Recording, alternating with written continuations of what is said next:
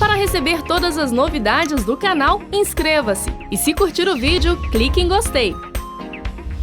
Aproveite para acompanhar a Rede Super nas redes sociais. Muito bem, nós sabemos que todo o propósito de Deus é abençoar o ser humano. É trazer para nós que fomos feitos à sua imagem, conforme a sua semelhança, as bênçãos dos céus. Aquilo que Deus tem armazenado ali nos céus, a sua paz, o seu amor, a sua bondade, a sua justiça, a sua misericórdia, sua fidelidade. O Senhor tem todas as bênçãos para compartilhar conosco, para nos dar, para nos ensinar e para que nós sejamos uma fonte a fluir, vida eterna. Este é o propósito de Deus, que nós sejamos parecidos com Jesus. Deus quer ter esta família tão linda, uma família tão grande, uma família com filhos semelhantes ao seu Filho Jesus.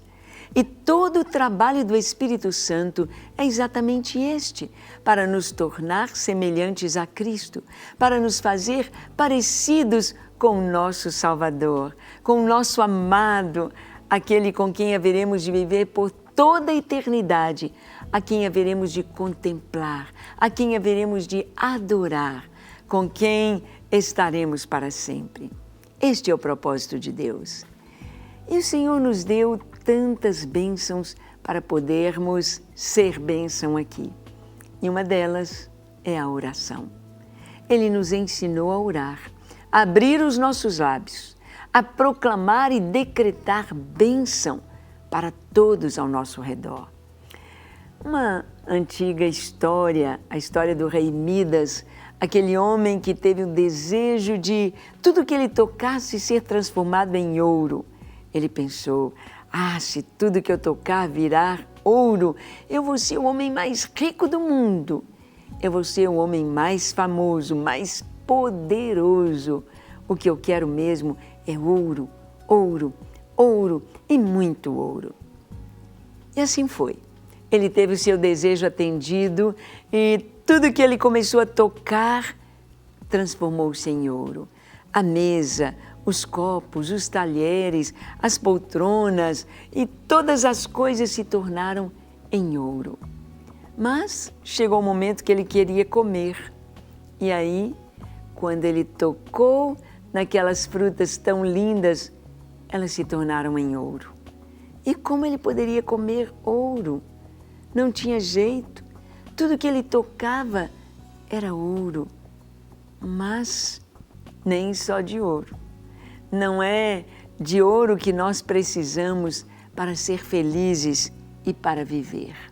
Nós precisamos daquilo que Deus nos deu, do ar que a gente respira, da água que nós bebemos. Nós precisamos de ter esse ambiente limpo ao nosso redor. Nós precisamos de ter o alimento, as frutas, os cereais, a proteína, a carne, os carboidratos. Nós precisamos disso para viver. Precisamos da família, precisamos das pessoas. Nós temos de compreender que a vida é tão simples e que Deus nos tem dado todas as coisas que precisamos para ser felizes. Por isto, Deus nos deu uma bênção tão grande de poder abençoar. Deus é o abençoador. Deus é aquele de quem provém todas as bênçãos. Talvez você nunca agradeceu pelo ar que a gente respira. Talvez você nunca agradeceu porque pode pensar, pode falar, pode andar, pode ver, pode respirar, pode sentir o gosto, sentir o tato, pode amar, pode servir. Quantas coisas maravilhosas! As bênçãos não têm um número, elas são infinitas. É isso mesmo. Aquele velho hino diz, conta as bênçãos, conta quantas são. Você vai ver surpreso quanto Deus já fez. Se a gente começar a contar o que Deus nos tem dado, o que Deus tem dado para a humanidade, o que Deus tem dado para os homens, é infinito, é maravilhoso. Mas sabemos que o nosso Deus é um Deus abençoador e que nos ensina a abençoar. Vamos ver aqui, em Lucas capítulo 11, versículo 1, o Senhor Jesus recebe um pedido dos discípulos. Eles disseram: Senhor, ensina-nos a orar, como também João ensinou aos seus discípulos. Ensina-nos a orar. Ensina-nos a orar de tal maneira que das nossas palavras, da nossa oração que flui do nosso interior, venham bênçãos. Bênçãos para os vizinhos, bênção para os colegas de trabalho, bênção para as pessoas com as quais convivemos, os familiares, o marido, a esposa, os filhos, os pais, os irmãos. Bênçãos, bênçãos. E essas bênçãos vêm do Senhor, mas nós podemos trazê-las através da oração. Então vamos ver um pouquinho aqui, em personagens bíblicos, na história da humanidade, nós vamos ver bênçãos através da oração. Em Gênesis capítulo 1, versículo 28, está escrito: E Deus os abençoou e lhes disse: Sede fecundos, multiplicai-vos, enchei a terra e sujeitai-a. Dominai sobre os peixes do mar, sobre as aves dos céus e sobre todo animal que rasteja pela terra. Deus abençoou o homem. Ele deu autoridade, ele deu a bênção de multiplicar. Que coisa tão linda é a família. Nós estamos vendo aí o inimigo trazendo algo de uma maneira assim imposta, não só no Brasil, mas nas nações. O espírito do anticristo agindo sobre as nações, agindo sobre as leis, da maneira como está previsto nas Escrituras, mudando as coisas, colocando certo como errado, o errado como certo, como normal. O normal como se fosse errado, obsoleto, e as coisas erradas das trevas como se fossem normais e aceitáveis. E entre toda essa proposta anticristã, estamos vendo aí a destruição, a desconstrução da família. Família é pai, mãe e filhos. Isto é família. E a família forma a sociedade, que forma a nação. Uma nação bonita, uma nação com princípios cristãos, princípios da palavra de Deus, é uma nação abençoada. Mas quando a família, a nação, fogem destes princípios, não tem a bênção de Deus. Não são abençoados. Ali está a culpa, ali está o pecado, ali está a tristeza, ali está a violência, ali está a morte, ali está a falta de temor de Deus. Então, a família é algo maravilhoso, onde Deus estabeleceu, Ele disse: multiplicai-vos. Multiplicar, homem e mulher, família. Sede fecundos, férteis. É bênção de Deus. Os filhos, diz o Salmo 127, são herança do Senhor. Como o valente vai encher a sua aljava de flechas, assim os filhos da mocidade. Os jovens casados devem encher a sua aljava de flechas, de filhos, que serão lançados na sociedade como bênção. Serão os médicos, engenheiros, professores, pastores, dentistas, ministros e servindo de tantas formas a sociedade nas mais diversas profissões. Filhos que serão bênção para o mundo.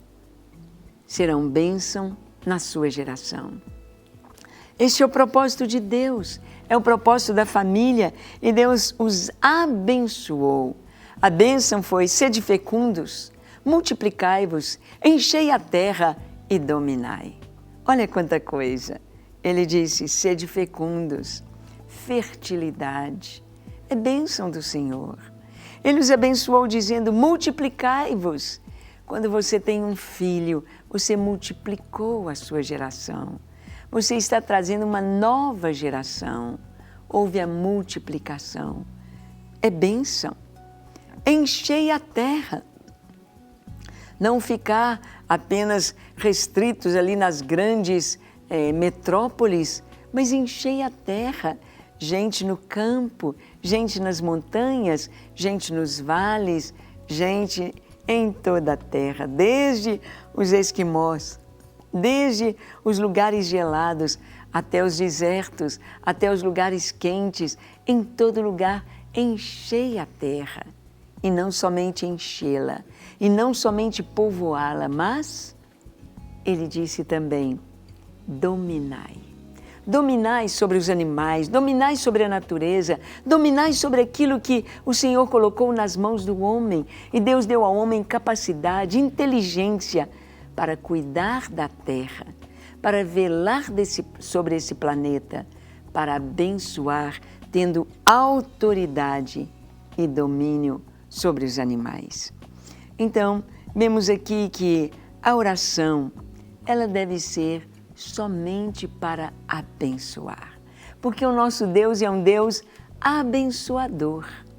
É um Deus que ama.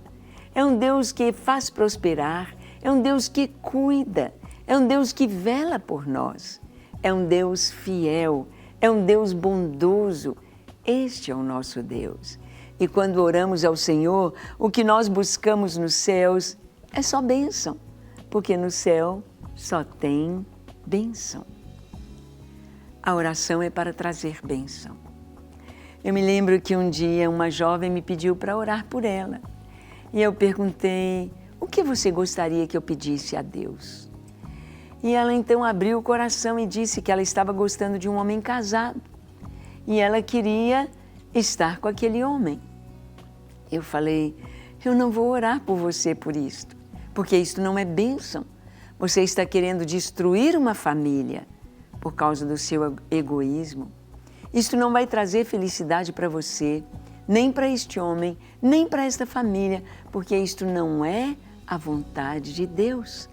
A oração é para trazer a bênção e não trazer separação, maldição, tristeza, desavença, desunião, desconstrução da família e dos princípios da palavra de Deus. Eu não posso orar por você assim. Eu posso orar para Deus te abençoar e de você conhecer alguém que esteja livre, a quem você venha amar e que te ame para que vocês formem uma família, mas não para destruir outra família. Há pessoas que às vezes oram assim, para destruir uma família, para ter aquela empresa, para ter aquele negócio. Eu me lembro de uma irmã que acabou de converter e ela estava lá na frente, entregando a sua vida a Jesus. E quando ela estava ali ajoelhada, entregando a vida a Jesus, ela estava cheia de dívidas, ela estava com muitas contas para pagar. Então ela orou, ela disse, Deus, eu estou aqui, eu te entreguei a minha vida, agora me ajuda a ganhar na Mega Sena. Isso não é a oração que se faça, porque esses prêmios, a pessoa um só ganha, mas ele ganha tantas lágrimas, ele ganha a tristeza de tantos outros. Jogo não é abençoado por Deus. Jogo traz lágrimas, tristezas, e você pode ver quantos milionários que ganharam na Sena, ganharam na loteria, ganharam de jogos, eles não permaneceram na riqueza. Muitos voltaram para a pobreza, porque não há bênção. Não há bênção com as lágrimas e as esperanças e as expectativas frustradas de milhares e milhares de pessoas. Um dinheiro que veio dos outros, suado, chorado, pranteado. Isso não é bênção. Você não vai orar por isso. Oração por bênção É oração de acordo com a palavra de Deus. É oração de acordo com o que Deus tem nos dado. A oração é somente para ministrar as bênçãos do Senhor. Ministrar a chuva que cai, uma chuva para abençoar a terra. Quando se forma uma tempestade, nós podemos orar: Deus, por misericórdia, evita os estragos. Senhor, que não haja mortes com essa chuva forte, que não haja casas sendo derrubadas, alagamentos, que não haja enchentes, que o Senhor nos livre, que o Senhor guarde, que a chuva venha suave para regar a terra, abençoá-la, fazê-la fecunda, fazê-la brotar e dar semente ao trabalhador e pão ao que come. Oração para trazer bênção.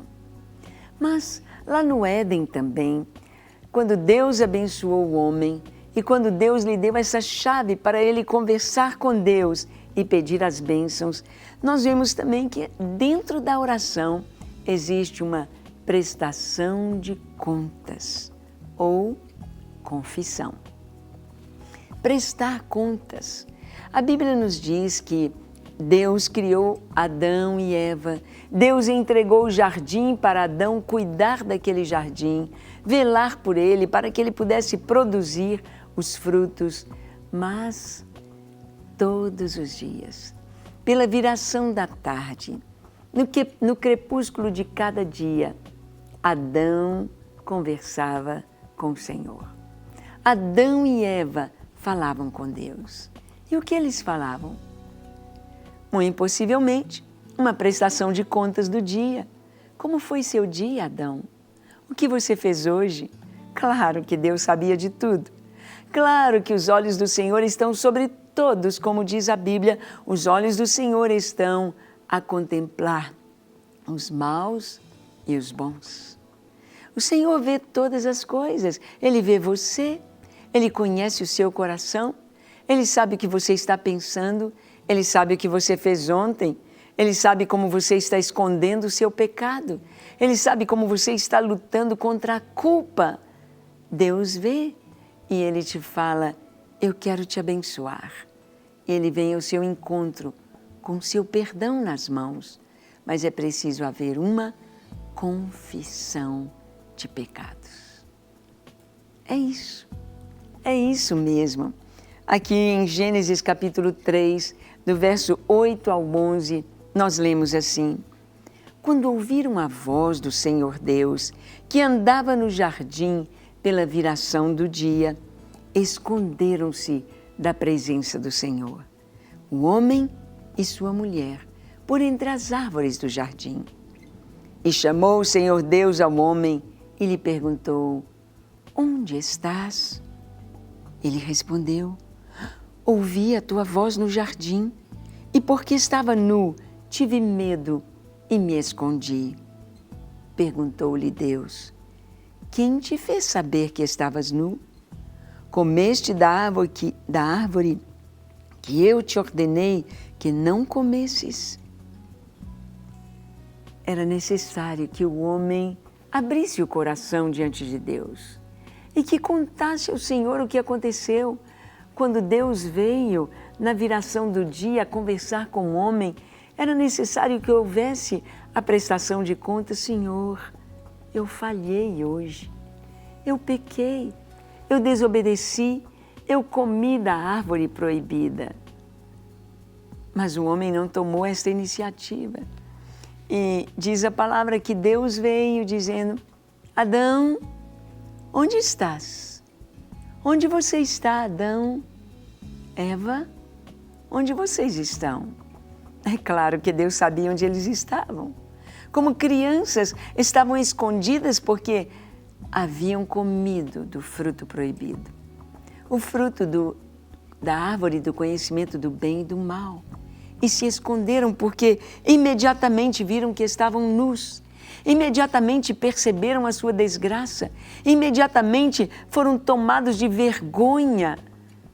O pecado consumado traz vergonha, traz culpa, faz o homem se esconder de Deus. Quem sabe você está se escondendo de Deus? Quem sabe você está cheio de culpa, com medo de sua esposa descobrir, com medo de seu marido descobrir, com medo de seus filhos descobrirem, com medo de seu patrão descobrir. Olha, o pecado, ele não tem jeito de ser escondido, nem por muito tempo, nem por pouco tempo. Ele vem à luz. O Senhor disse: Adão, onde estás? E ele disse: eu me escondi, porque eu ouvi a tua voz. Eu estava nu e me escondi. Não era esta a resposta que Deus queria. Deus queria que ele dissesse: Senhor, perdoa-me. Me perdoa, minha esposa, porque nós pecamos. Nós desobedecemos a tua palavra, comemos do fruto que não era para comer e abriram-se os nossos olhos para o mal e vimos que estamos nus. Por isso estamos com vergonha de ti. Era isto que Deus queria que eles dissessem. Mas Adão disse: eu ouvi a tua voz e me escondi porque estava nu. Ele só falou: Senhor, eu estou escondido. Eu não estou pronto para falar contigo. Eu não estou bem. Mas o Senhor veio e disse: Adão, quem te fez ver que você estava nu? Você comeu da árvore que eu tinha falado para não comer. E ele então começa a colocar culpa. Foi a mulher que o Senhor me deu. E a mulher disse: foi a serpente. E a serpente já não tinha como lançar a culpa em mais ninguém.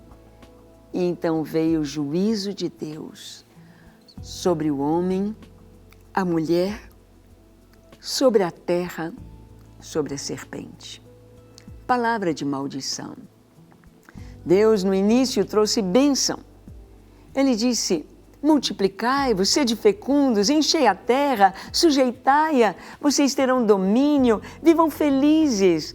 O homem ali estava no jardim, desfrutando da presença de Deus. Ele trabalhava, ele guardava, ele cuidava, ele podava, ele colhia, ele plantava. Mas ele não se cansava. Porque Deus, quando fez a criação toda, no sétimo dia ele descansou. E Adão começa a viver exatamente no sétimo dia, porque no sexto dia ele foi feito. E ele começa o seu trabalho no sétimo dia, no descanso do Senhor. Adão vivia em descanso. Adão vivia servindo, trabalhando, cultivando, mas ele não ficava cansado. Ele não vinha dizendo: ai, não estou aguentando de cansaço. Ai, eu trabalhei demais, veja as minhas mãos, eu não estou aguentando. Não. Adão tinha descanso. O descanso de estar no centro da vontade do Senhor. O descanso que Deus dava através das suas bênçãos. Eu e você podemos ser restaurados a este nível, ao nível do descanso do Senhor, quando somos restaurados na nossa comunhão com Ele. Quando pedimos perdão, quando reconhecemos o seu amor e a sua bondade, quando reconhecemos o seu senhorio e o seu poder e nos entregamos a Ele. Adão, onde estás? Eu me escondi de ti, Senhor. Quem te fez ver que estavas nu? Você comeu da árvore. Foi a mulher que me deu. Eva, foi a serpente que me enganou. E então veio maldição. Sobre a terra, colherás da terra espinhos e abrolhos. Não tinha espinhos e abrolhos antes do pecado. Tudo que a terra dava era para o homem comer. Era gostoso, era bom, nada venenoso, nada imprestável. Tudo bom e abençoado. Agora, depois do pecado, amargor, veneno, espinhos, mato, dificuldade, cansaço. Era o que o homem iria colher como fruto do seu pecado. A mulher agora vai ter os filhos com dor. antes do pecado, não precisava disso. Os filhos nasciam de maneira suave, sem dor. Agora, para que ela estivesse protegida e não continuasse sendo enganada, ela deveria ter os seus pensamentos, seus desejos sujeitos à aprovação do seu esposo. Não para ser uma pessoa inferior ao marido, mas para estar protegida, para estar guardada de ser enganada. Maldição veio por causa do pecado. O que Deus espera do homem quando peca é a confissão. Quando vem o pecado, sempre haverá duas vozes.